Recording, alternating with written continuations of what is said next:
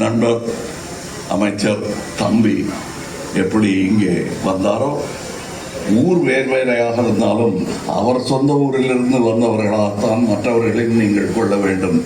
அன்பில் வந்தவர்கள் தான் அனைவருமே. அன்பில் என்பது அவர் வாழ்ந்த இடம். அதனால் அவர் இங்கு வந்ததில் எனக்கு ஆச்சரியமே இல்லை. அன்பு கட்சி தாண்டியது.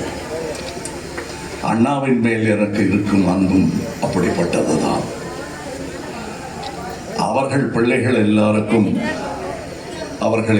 அவரிடம் கற்ற பிள்ளைகள் எல்லாருக்கும், அதை புரிந்து கொண்ட எல்லா பிள்ளைகளுக்கும் இதே குணாதிசயம் இருப்பதை நான் பார்த்திருக்கிறேன். பதவி வரும்போது பணிவு வர வேண்டும், துணிவும் வர வேண்டும் தோழா என்று சொன்னார்கள்.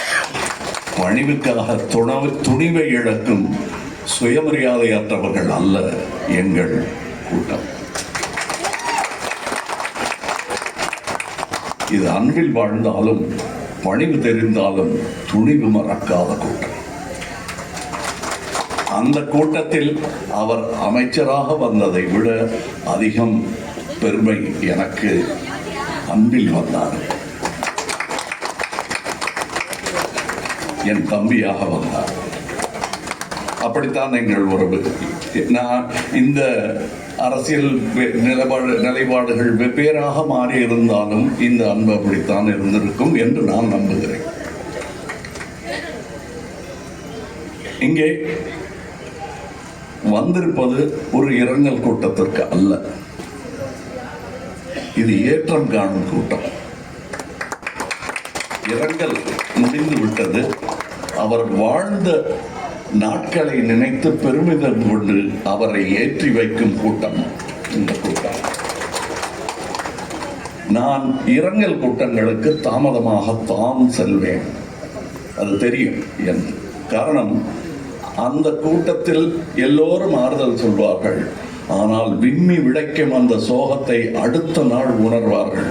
நான் எப்பொழுதும் ஒரு 3 நாள் தாமதமாக, 2 நாள் தாமதமாக வீடு வெளித்தோடி கிடக்கும் பொழுது நான் மட்டும் போவதையே பெருமையாக நினைப்பார். அதற்கும் என் பகுத்தறிவுக்கும் நிறைய சம்பந்தம் இருக்கிறது. அதுதான் பகுத்தறிவு. ஒன்றை நிராகரிப்பதல்ல பகுத்தறிவு.